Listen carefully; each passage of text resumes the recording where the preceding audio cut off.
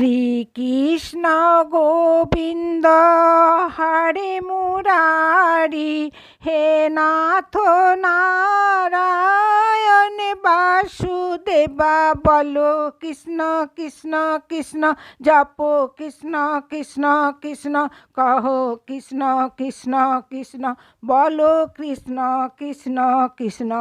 জয় শ্রীকৃষ্ণ। নমস্কার আমার প্রিয় বন্ধুরা, ছবির প্রতিভা চ্যানেলে আপনাদের সুস্বাগত। বন্ধুরা, আজ আমি আপনাদের নিকট মহাভারতের এক অমূল্য কথা বলতে চলেছি। তবে শুনুন, দ্বাপর যুগে কুরুক্ষেত্রের মাঠে এক অদ্ভুত যুদ্ধ শুরু হয়। আর এই যুদ্ধের মূল কারণ ছিল হস্তিনাপুরের রাজসিংহাসনের নিয়ে। একদিকে ছিল সভায় কৌরব আর ভীষ্ম, দ্রোণ, কর্ণ আদি বড় বড় বীর, আর অপরদিকে ছিল 5 ভাই পাণ্ডব, আর তাদের সাথে ছিলেন স্বয়ং শ্রীকৃষ্ণ ভগবান। আর শর্ত ছিল কি, যারা যুদ্ধে জয়ী হবে তারাই হস্তিনাপুর রাজ্যের উত্তরাধিকারী হবে। যুদ্ধের সাহায্যের জন্য সমস্ত রাজাদের নিমন্ত্রণ করা গেছিল। কেউ কেউ কৌরবের পক্ষ নিল, আবার কেউ কেউ পাণ্ডবের পক্ষ নিয়েছিল।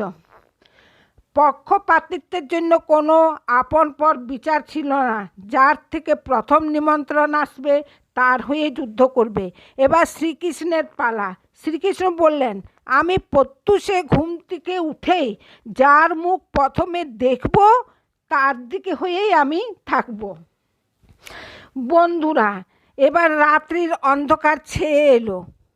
সকলে নিজের নিজের গৃহে নিদ্রার জন্য চলে গেলেন। শ্রীকৃষ্ণও নিদ্রা গেলেন। পরের দিন প্রত্যুষে সর্বপ্রথম দুর্যোধন এলো। আর শ্রীকৃষ্ণের মাথার দিকে রাখা ছিল সোনার সিংহাসন, আর তার মধ্যে দুর্যোধন উপবিষ্ট হলো। কারণ জানেন কি? কারণ দুর্যোধন খুবই অহংকারী ছিল। তারপর অর্জুন এলো, আর অর্জুন শ্রীকৃষ্ণের পায়ের দিকে বসে পড়ল। কিছুক্ষণ পর শ্রীকৃষ্ণের নিদ্রাভঙ্গ হলো, আর তিনি অর্জুনকে সর্বপ্রথম দেখে বললেন, পার্থ, তুমি এসেছো আর দুর্যোধন আসেনি। এ কথা শুনে দুর্যোধন ক্রোধিত হয়ে উত্তর দিলেন, হে কৃষ্ণ, আমার সঙ্গে চালাকি করা হচ্ছে। আমি তো অর্জুনের পূর্বে এসে বসে আছি, তাহলে আমাকে না দেখে আপনি অর্জুনকে কেন দেখলেন প্রথমে? একথা শুনে শ্রীকৃষ্ণ উঠে বসে মাথার দিকে তাকালেন, দেখলেন সামনে দুর্যোধন বসে আছে। তখন শ্রীকৃষ্ণ সহাস্যে বললেন, হে দুর্যোধন, আমি কোনো পক্ষপাতিত্ব করি নাই, কিন্তু এই এক সোজা কথা হয় কি, যে কেউই নিদ্রাভঙ্গের পর তার চোখের সামনে মানে পায়ের দিকেই তাকায়, মাথা উঠিয়ে তার দিকে তাকায় না, এটাই সম্ভব। তাই পায়ের দিকে অর্জুন বসে থাকায় আমার নজর অর্জুনের উপরেই পড়ল। তখন দুর্যোধন শান্ত হয়ে গেল। বোঝা গেল শ্রীকৃষ্ণ পাণ্ডবের পক্ষে হয়ে গেছেন। বন্ধুরা, এইভাবে কুরুক্ষেত্রের যুদ্ধের শুরুয়াত হলো। সব যোদ্ধাকে কুরুক্ষেত্রে একত্রিত করা হলো। বন্ধুরা, মহাভারতের যুদ্ধের প্রথমে শ্রীকৃষ্ণ স্বয়ং যোদ্ধাদের এক প্রশ্ন জিজ্ঞেস করলেন, এই যুদ্ধকে সমাপ্ত হতে কতদিন সময় লাগবে? ভীষ্ম পিতামহ বললেন 20 দিন, গুরু দ্রোণাচার্য বললেন 25 দিন, দানবীর কর্ণ বললেন 24 দিন, আর অর্জুন বললেন 24 দিন। শ্রীকৃষ্ণ হাসলেন। তারপর এক নতুন যোদ্ধার দিকে ঘুরলেন। তখন শ্রীকৃষ্ণ জিজ্ঞেস করলেন, বর্বরিক, তুমি কি বলো? তখন বর্বরিক বলল, আমাকে এই যুদ্ধ সমাপ্ত করতে 1 মিনিটও লাগবে না। বর্বরিক ঘটোৎকচের পুত্র আর ভীমের নাতি। তাকে দেবাদিদেব মহাদেবের স্বয়ং 3 দিব্যবাণ দিয়েছিলেন। ওই বাণে সে সম্পূর্ণ কৌরব পাণ্ডব সেনাদের একই ক্ষণে সমাপ্ত করতে পারে।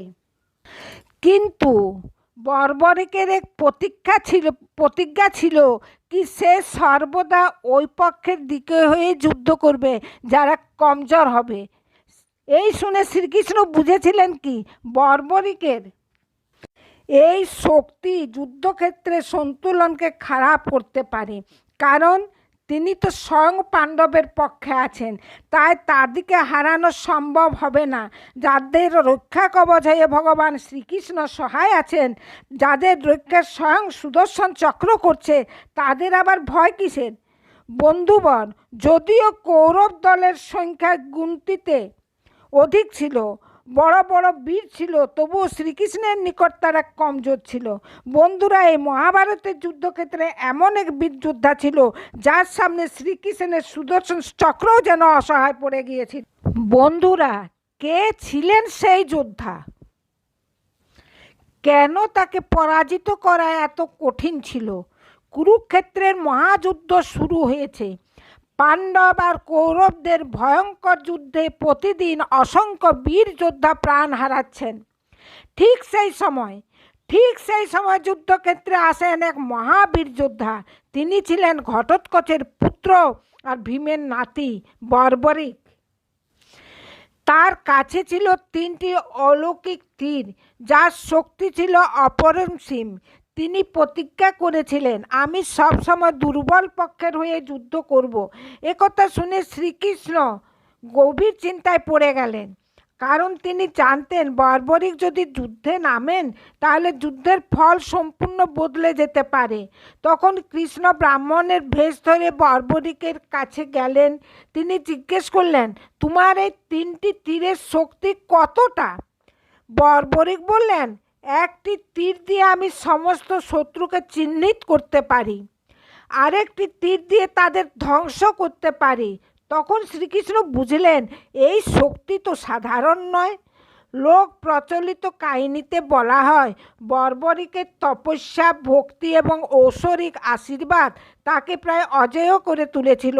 তখন শ্রীকৃষ্ণ তার কাছে একটি দান চাইলেন। তখন বর্বরিক বললেন, প্রভু, আপনি যা চাইবেন আমি তাই দেব। তখন শ্রীকৃষ্ণ বললেন, আমি তোমার শির চাই দানস্বরূপ। এক মুহূর্তের জন্য দ্বিধা না করে বর্বরিক নিজের মাথা দান করে দিলেন। কিন্তু দান করার আগে তিনি নিজের ইচ্ছা প্রকাশ করলেন। তিনি বললেন, আমি পুরো মহাভারতের যুদ্ধ দেখতে চাই। শ্রীকৃষ্ণ তার ইচ্ছা পূর্ণ করলেন আর উচ্চ স্থানে তার মাথা রেখে দিলেন আর বললেন, তুমি এখানে থেকে পুরা কুরুক্ষেত্রের যুদ্ধ দেখতে পারো। বন্ধুরা, আর সেই জায়গার নাম হলো খাটু গ্রামের মাঝেই বর্বরিককে রাখা হয়েছিল। আর শ্রীকৃষ্ণ নিজের নাম দিয়েছিলেন, তার নাম ছিল ঘাটু। আর শ্রীকৃষ্ণের নাম তার সঙ্গে জুড়ে ঘাটুশ্যাম নাম দেওয়া। আজ লাখো লাখো লোকের ভিড় সেখানে, এত লোক, এতজন, এত ভিড়, সবাই যাচ্ছে। শ্রীকৃষ্ণের আশীর্বাদ ছিল তুমি যা বলবে তাই সত্য হবে, আর তোমার কাছে এসে সবাই নিজের মনস্কামনা পূর্ণ করবে। যে রুগী এসে রোগ ভালো করবে, দুঃখী এসে দুঃখ দূর হবে। তোমার নাম সবার মুখে থাকবে, সবাই জপ করবে, আর তুমি কলিযুগের এক জাগ্রত দেবতা। তো আর ঘাটুশ্যাম তো প্রায় অমরের মতন। তিনি এখনও সেখানে অনেক লোক যায়। আমরা তো সেখানে গেছিলাম, এত ভিড়। আর যে ইচ্ছা করে শুকান নারকেল দিয়ে তার কাছে কোনো একটা মানসিক করে আসবে, তা পূরণ অবশ্যই হবে। বন্ধুরা, তাই যদি আমার ভিডিও আপনাদের ভালো লেগে থাকে, ভিডিওকে লাইক করবেন, শেয়ার করবেন, আর ছবির প্রতিভা চ্যানেলকে সাবস্ক্রাইব করে পাশে রাখা বেল আইকনটা প্রেস করে দিবেন, যাতে করে এরূপ ভিডিও সর্বপ্রথম আপনাদের নিকট পৌঁছে যায়। আর কমেন্ট বক্সে অবশ্যই শ্রীকৃষ্ণ লিখবেন। বন্ধু, আরেকটা কথা, যদি আপনারা বিশদভাবে ঘাটুশ্যামের নিয়ে পুরা জানতে চান, তার জীবনী, তার হিস্ট্রি, ইয়া মহাভারতের কোনো জিনিসের নিয়ে, কোনো পর্বের নিয়ে, কোনো জিনিসের নিয়ে যদি আপনারা জানতে চান, কোনো কাহিনী, আমাকে কমেন্টে জানাবেন। আমি অবশ্যই আপনাদের মনস্কামনা পূর্ণ করব। যেখান থেকে হোক আপনাদের শুধু চাই, জানকারি তো আমি দেবই। ধন্যবাদ। জয় শ্রী।